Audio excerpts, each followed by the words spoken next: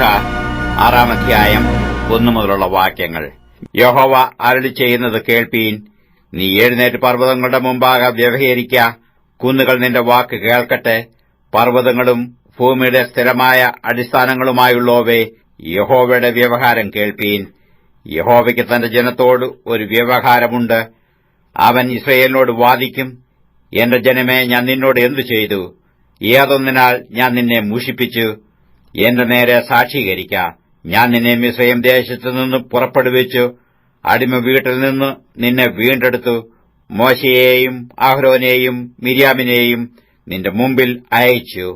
എന്റെ ജനമേ, നിങ്ങൾ യഹോവയുടെ നീതിപ്രവർത്തികളെ അറിയേണ്ടതിന് മോവാബ് രാജാവായ ബാലാക്ക് ആലോചിച്ചതും ബെയോരിന്റെ മകനായ ബിലെയാം ഉത്തരം പറഞ്ഞതും ശിത്തീം മുതൽ ഗിൽഗാൽ വരെ സംഭവിച്ചതും ഓർക്കുക. എന്തൊന്നുകൊണ്ട് ഞാൻ യഹോവയുടെ സന്നിധിയിൽ ചെന്ന് അത്യുന്നത ദൈവത്തിന്റെ മുമ്പാകെ കുമ്പിടേണ്ടു? ഞാൻ ഹോമയാഗങ്ങളോടും 1 വയസ്സ് പ്രായമുള്ള കാളക്കിടാക്കളോടും കൂടെ അവന്റെ സന്നിധിയിൽ ചെല്ലണമോ? 1000 ആട്ടുകൊറ്റനിലും 10,000 തൈലനദിയിലും യഹോവ പ്രസാദിക്കുമോ?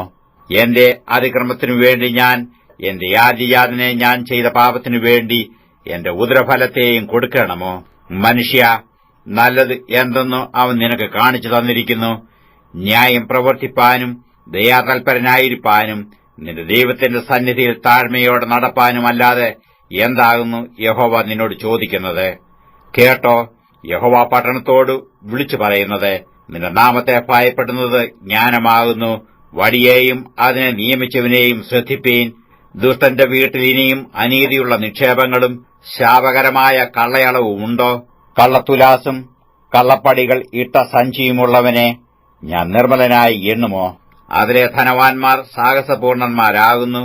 അതിന്റെ നിവാസികൾ വ്യാജം സംസാരിക്കുന്നു. അവരുടെ വായിൽ അവരുടെ നാവ് ചതിവുള്ളത് തന്നെ.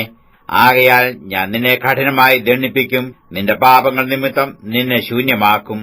നീ ഭക്ഷിക്കും, തൃപ്തി വരികയില്ല. വിശപ്പ് അടങ്ങുകയുമില്ല. നീ നീക്കിവെക്കും, ഒന്നും സ്വരൂപിക്കുകയില്ല താനും. നീ സ്വരൂപിക്കുന്നത് ഞാൻ വാളിന് ഏൽപ്പിച്ചു കൊടുക്കും. നീ വിതയ്ക്കും, കൊയ്യുകയില്ല. നീ ഒലിവുകായ് ചവിട്ടും, എണ്ണ പൂശുകയില്ല. മുന്തിരിപ്പഴം ചവിട്ടും, വീഞ്ഞു കുടിക്കയില്ല താനും. ഞാൻ നിന്നെ ശൂന്യവും നിന്റെ നിവാസികളെ പരിഹാസ വിഷയവും ആക്കേണ്ടതിനും നിങ്ങൾ എന്റെ ജനത്തിന്റെ നിന്ന വഹിക്കേണ്ടതിനും ഒമ്രിയുടെ ചട്ടങ്ങളും ആഹാബ് ഗ്രഹത്തിന്റെ സകല പ്രവൃത്തികളും പ്രമാണമാക്കിയിരിക്കുന്നു. അവരുടെ ആലോചനകളെ നിങ്ങൾ അനുസരിച്ച് നടക്കുന്നു.